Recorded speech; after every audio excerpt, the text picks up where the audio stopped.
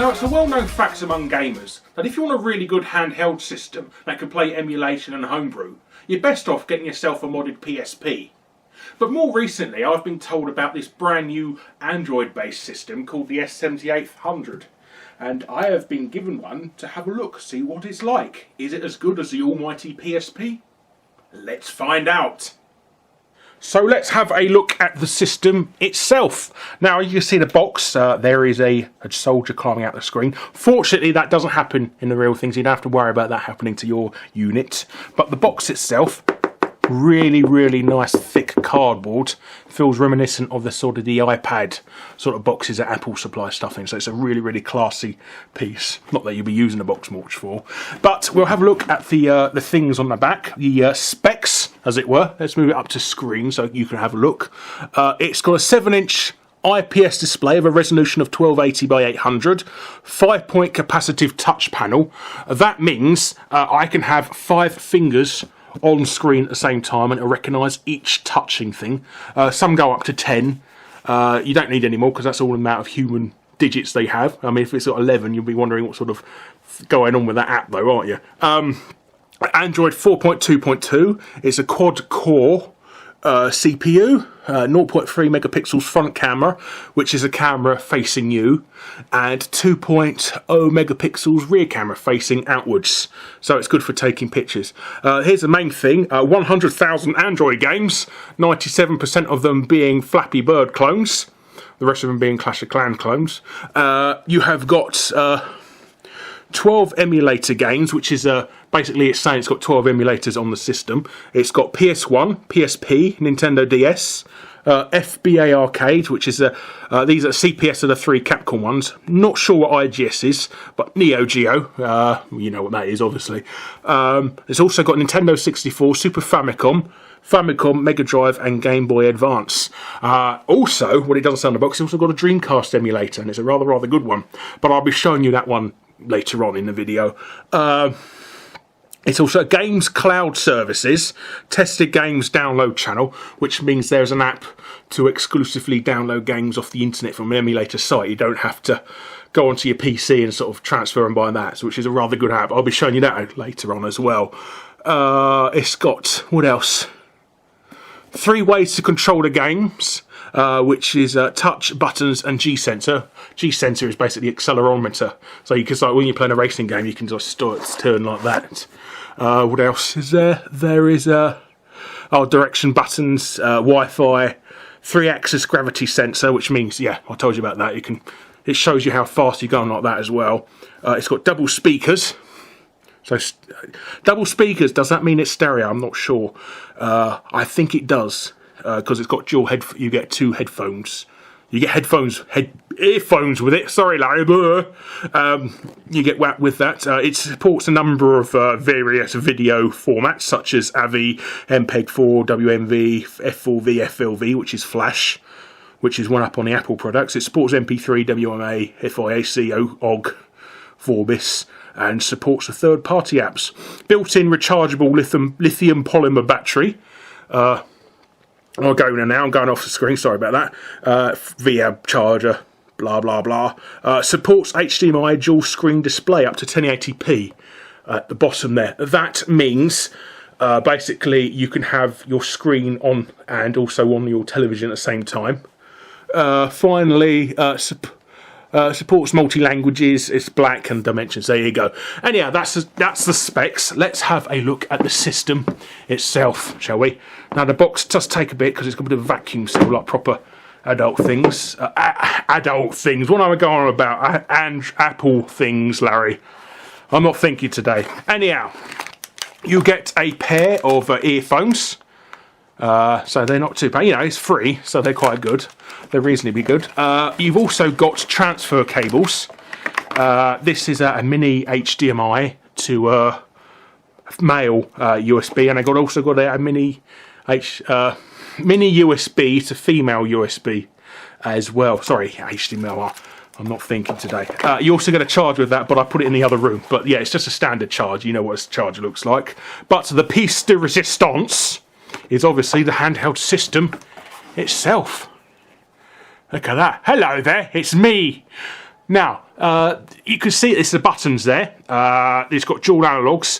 One complaint I have heard from a few people, including myself, is there's some models which they spin as well. I found a way around that by pulling it off and putting a little bit of blue tack underneath in the little sprocket that it comes in. If you haven't got blue tack in your country, it's that stuff, that gummy, rubbery stuff that you put you stick posters onto walls with. So it's that sort of stuff. So that stopped it from spinning, and they work rather well now. The plastic, it's pretty good quality for its price. I mean, it's not like super brilliant mega thing, because it'd be made out of metal or something, wouldn't it, if it was a pricey thing. But the plastic's pretty decent quality. The plastic around the side is that is high. That is high quality. It's got a volume control there, various buttons, home screen. This is a button mapping button. So if you're playing an iPad, if you're playing an Android game which got touchscreen controls, you can map them to these buttons by dragging them over to that, and it will remember it for each app as well, which is quite impressive. Now, it's got HDMI out, as you can see. It's also got a micro USB card in it. It will take up to there you go. There you go, that's a micro USB port. It can take up to 64 gigabytes of memory from the micro SD card, but it's also got 16 gigabytes internal memory anyway, so that will last you quite a while. That's a standard iPad, Android memory internally, so that's quite good. But let's have a look at the screen itself. There you go. The screen is gorgeous. For the price they're asking for it, it's absolutely amazing. The main thing, when you get an Android tablet or something, the best way to check if it's cheap, if it's got a cheap screen or not, is to turn it at an angle like that. If you can see perfectly from every angle like that, and it doesn't sort of invert the colours, you know you've got a good screen. And this one is gorgeous for what it is. The price, I've got laptops that cost like 3 times the price of this, and the screen is nowhere near as good as it. So really, the screen alone is its saving. If it is its main draw, if you do use it for nothing else, just for looking on Facebook and Twitter, the screen is worth it for that. But the amount of play the emulated games on here is the coup de grace, or the piece de resistance. Cliched French word there. Anyhow, I am going to be showing you some of the apps and that for this system, but I shall be doing it via the glorious use of HDMI, because I want to give this thing justice. So let's have a look. One game I love to test out on Android devices is Crazy Taxi, mainly as I've seen it chug along on lesser powerful ones. But as you can see here, it plays nice and smooth.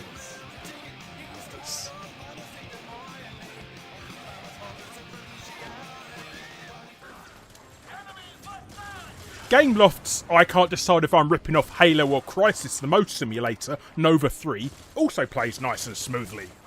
It was pretty much built for the JXD, as whoever thought it was a good idea to make a dual analog game on a touchscreen needs to be shot. And as a big fan of NBA Jam, I just couldn't turn away the Android port. Sadly, I don't know if it's the HDMI connecting, as it wasn't doing it before, but it keeps freezing and going silent. But like I said, hopefully it's just the HDMI issue.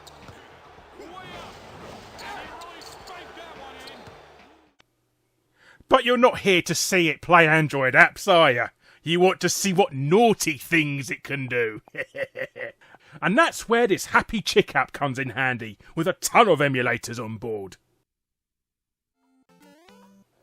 Unsurprisingly, no issues whatsoever with the 8-bit systems, such as the NES here. Though, whoever mapped the buttons is a complete bleeding idiot. 16-bit machines, again, no issues whatsoever. Such as my all-time fave arcade platformer, Wardener, on the Mega Drive here. As well as Super Mario Kart on the Super Nintendo, obviously. For handheld systems, the Neo Geo Pocket is absolutely fine, as you might expect, as is Sonic Advance on the Game Boy Advance. And finally, Usu Tataki Oenden, which is a Japanese version of Elite Beat Agents, on the DS here, which works perfectly with its touchscreen controls. You can either rearrange the dual screens to something you're more happy with. Arcade emulators such as MAME here, playing the Simpsons arcade game, absolutely perfect too.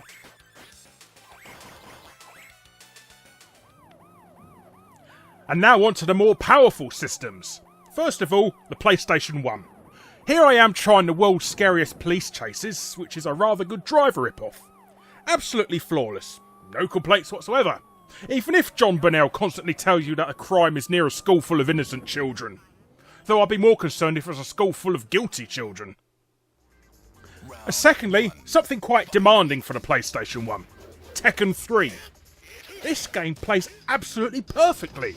Smooth as silk, and possibly even plays better than the original. Absolutely astounding work. The Nintendo 64 is notoriously difficult to emulate, and sadly, it's no exception here. I tried GoldenEye first, which has some of the background missing and a stuttery audio.